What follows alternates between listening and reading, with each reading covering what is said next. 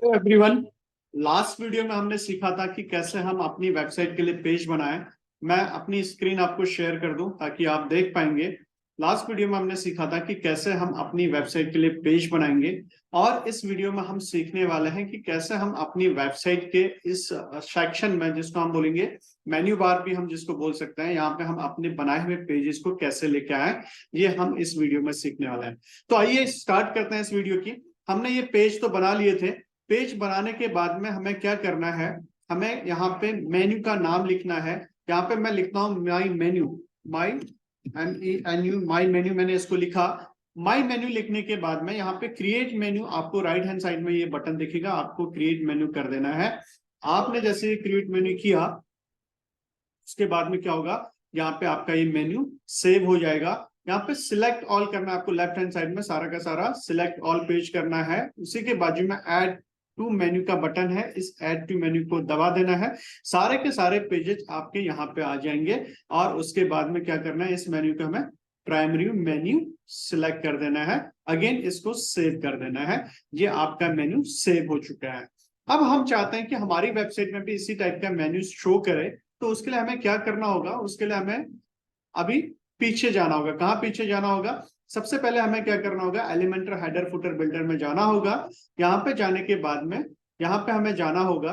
यहाँ पे हम क्लिक कर लेते हैं। यहाँ पे जाने के बाद में हमें क्या दिख रहा है, एडर एलिमेंटर दिख रहा है। इसको एडिट विद एलिमेंटर कीजिए।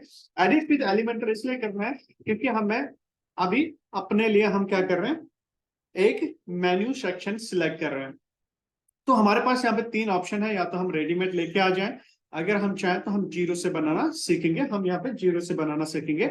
जो प्लस है, इस प्लस में हमें क्या करना है, हमारे पास रेफरेंस वेबसाइट, हमारी एक पार्टिसिपेंट है उनकी ये रेफरेंस वेबसाइट है। इनके लेफ्ट हैंड साइड में इनका लोगो है एंड राइट हैंड साइड में ये पेजेस आपको दिख रहे हैं। तो सेम इसी प्रकार का हम अपना हेडर डिजाइन करना चाह रहे हैं। तो अगर हम यहाँ पे देखेंगे, यहाँ पे एक रो है, एक लाइन है और दो कॉलम है। एक साइड में क्या है, इनका लोगो है, एक कॉलम में क्या है, ये सारे के सारे मेन्यू है।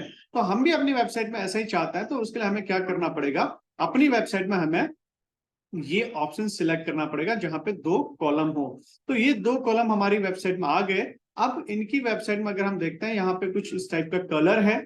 हम भी अपनी वेबसाइट में कोई दूसरा कलर भी डाल सकते हैं, या फिर सेम कलर भी अगर हम चाहें तो ले सकते हैं। तो अगर हम चाहें तो कोई दूसरा कलर यहाँ पे डाल दें। हमें कलर चेंज करने के लिए कहाँ पे आना होगा, हमें इस 6 डॉट पे आना होगा। 6 डॉट पे आने के बाद में हमें कहाँ जाना होगा, स्टाइल में जाना होगा। स्टाइल में जाने के बाद आपको यहाँ पे क्या दिखेगा, क्लासिक नामक एक ऑप्शन दिखेगा, इसको आप सिलेक्ट कर लीजिए।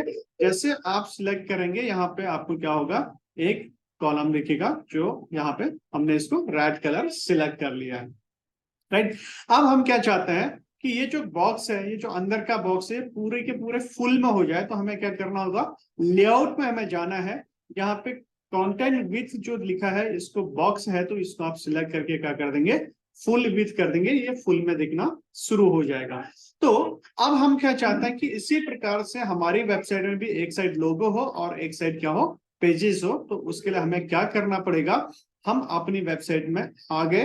ये जो प्लस का सिंबल आपको दिख रहा है, इस प्लस के सिंबल पे क्लिक कीजिए। और क्लिक करने के बाद में यहाँ पे आपको डालना है नेविगेशन, नेविगेशन मेन्यू, है ना। नेविगेशन मेन्यू NAV अगर आपने डाल दिया तो यहाँ पे नेविगेशन मेन्यू आपको दिख रहा है। इस नेविगेशन मेन्यू को उठा के जस्ट इस बॉक्स के अंदर आपको छोड़ देना है।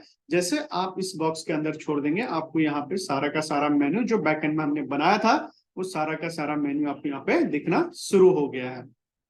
अगर मैं बात करूं, ये दिखने में, पहले तो हम इसका कलर चेंज कर देते हैं ताकि आपको दिखने में अच्छा दिखे। कलर चेंज करने के लिए हमें कहाँ जाना पड़ेगा, इस पेंसिल में हमें जाना पड़ेगा।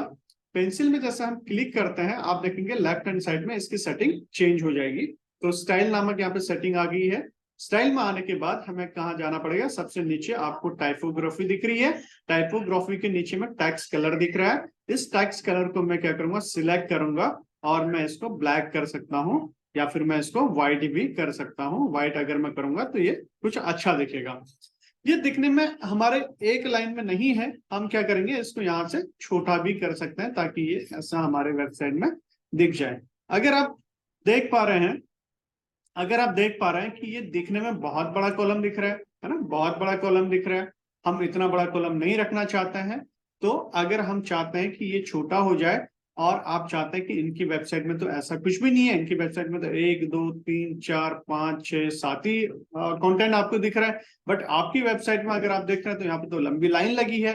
अगर आप चाहते हैं कि आपकी वेबसाइट में भी कुछ ऐसा हो तो आपको क्या करना पड़ेगा, अगर आप चाहते हैं कि आपकी वेबसाइट में ये सारे के सारे जो पेज आ तो गए हैं बट ये सब तीतर बितर हैं, बिखरे पड़े हुए हैं, मतलब होम पेज अलग है, अबाउट अस अलग है, प्रोजेक्ट अलग है, हर पेज कोई ना कोई सीक्वेंस में नहीं है। अगर आप चाहते हैं कि सारे के सारे पेजेस सीक्वेंस में आ जाए तो हमें क्या करना पड़ेगा, सबसे पहले इसको हमें डिलीट करना पड़ेगा, फिर बैकएंड से हम क्या कर सकते हैं, इसको चेंज करेंगे। तो पहले हम इसको डिलीट कर देते हैं। मैं आपको जस्ट दिखाने के लिए यहाँ पे लाया, अगर हम पेज सीक्वेंस में नहीं लेके आएंगे तो क्या होगा, हमारी हेडर के ऊपर पेजेस ऐसे दिखेंगे जो दिखने में अच्छे नहीं होते हैं। तो जस्ट मैं इसको पहले डिलीट कर देता हूं। मैंने इसको डिलीट कर दिया।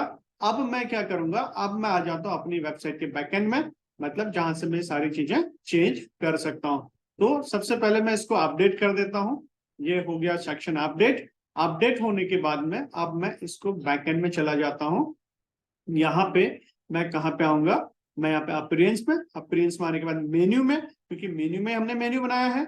अब हम इसको क्या चाहते हैं, सीक्वेंस में रखना चाहते हैं। हम क्या चाहते हैं कि होम पेज सबसे पहले दिखे, तो हम क्या करेंगे, इसको जस्ट ऐसे उठाएंगे और ऊपर लेके जाएंगे, होम पेज सबसे पहले दिख गया।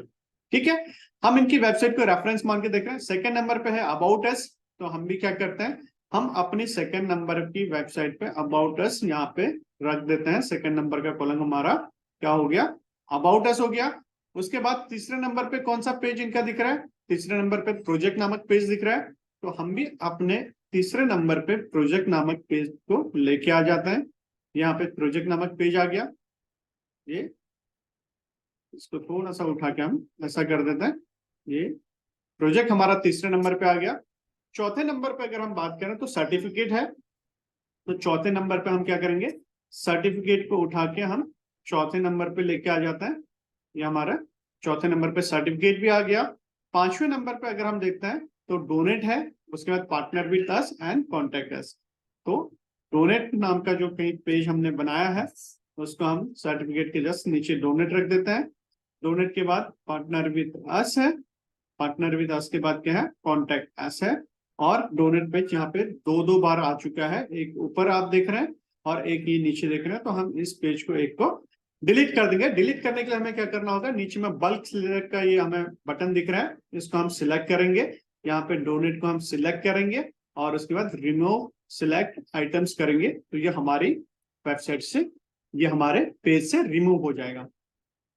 अगर ऐसे अगर मैं इसको सेव कर दूं तो फिर भी ये एक ही लाइन में आ जाएगा। हम चाहते हैं, हम क्या चाहते हैं, जैसे अबाउट अस है, अबाउट अस के नीचे इनका क्या है, डॉक्टर जे वाई आरोग्य केंद्र यहाँ पे लिखा आ रहा है। अगर हम प्रोजेक्ट में जाते हैं तो प्रोजेक्ट में मीडिया लिखा आ रहा है। अगर हम सर्टिफिकेट में जाते हैं तो सर्टिफिकेट में एनजीओ लीगल एंड अवार्ड, ये तीन चीजें यहाँ पे लिखी आ रही हैं। तो ये हम भी चाहते हैं कि हमारे वेबसाइट के नीचे, सर्टिफिकेट के नीचे तीन चीजें ऐसे सीक्वेंस में आ जाए। तो मैं सारा का सारा आपको करके नहीं बताऊंगा, मैं आपको एक कॉलम में करके बताऊंगा, बाकी के कॉलम में आप एडिट कर सकते हैं। तो मैं क्या करूंगा, सर्टिफिकेट वाले कॉलम पे मैं क्या करता हूं, यहाँ पे सबसे पहले कौन सा है, लीगल है ना, सर्टिफिकेट। तो इस लीगल नामक मैं सर्टिफिकेट को क्या करूंगा, जस्ट सर्टिफिकेट के नीचे आप देख पा रहे हैं, मैंने इसको यहाँ पे नहीं छोड़ा है, मैंने इसको थोड़ा सा गैप करके यहाँ पे छोड़ा है। उसके बाद में क्या है, उसके बाद में एनजीओ के सर्टिफिकेट इनके यहाँ पे आ जाएंगे। यस, एनजीओ के सर्टिफिकेट यहाँ पे आ गए। उसके बाद अवार्ड सर्टिफिकेट भी यहाँ पे आ चुके हैं। तो इस अवार्ड नामक सर्टिफिकेट को भी मैंने यहाँ पे छोड़ दिया। अब मैं इसको सेव मेन्यू अगर कर दूं तो आप देख पाएंगे हमारे मेन्यू में चेंज आ चुका होगा। मैंने इसको सेव कर दिया है। सेव करने के बाद में अब मैं आपको कहाँ लेके चल रहा हूँ, मैं अब लेके चल रहा हूँ आपको अपनी वेबसाइट के ऊपर। अभी भी इस वेबसाइट के ऊपर हमने जो मेन्यू बनाया है वो आया नहीं है।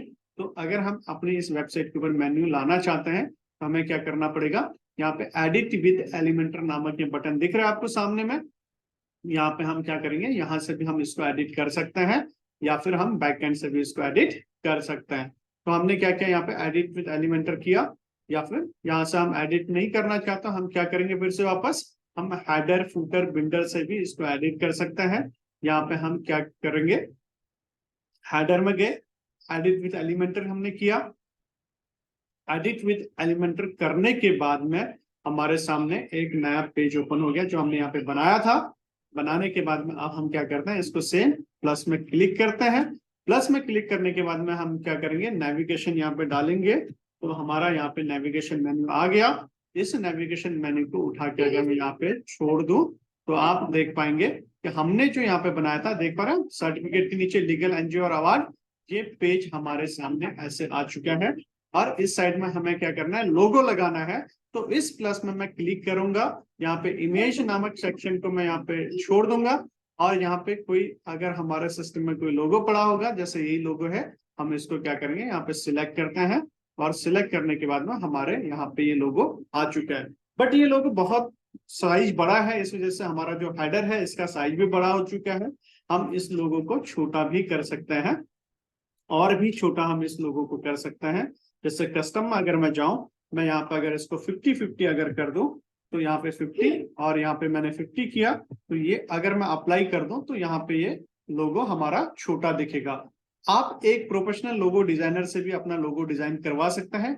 हमने जो लोगो ये डिजाइन किया है, ये हमने कैनवा के अंदर डिजाइन किया है। तो इस प्रकार से आप अपना हेडर जो है, आप अपना हेडर कंप्लीट कर सकते हैं और क्या कर सकते हैं, इसके ऊपर आप प्रैक्टिस कर सकते हैं। अगर आपको प्रैक्टिस करने के दौरान कोई समस्या आती है तो आप हमें डायरेक्टली कॉल भी कर सकते हैं। सो आज का वीडियो यहीं पे हम इसको समाप्त करते हैं, इसको हम अपडेट कर देते हैं और ये वीडियो को हम यहीं पे समाप्त करते हैं। उम्मीद करता हूं कि आपको ये सारी चीजें समझ में आ चुकी होगी, हेडर कैसे बनाते हैं, पेज कैसे बनाते हैं, और ये सारी चीजें हमने सीख चुके हैं। इसके बाद की चीजें हम इसके नेक्स्ट वीडियो में हम सीखने वाले हैं। तब तक के लिए बहुत बहुत धन्यवाद आपका। Thank you.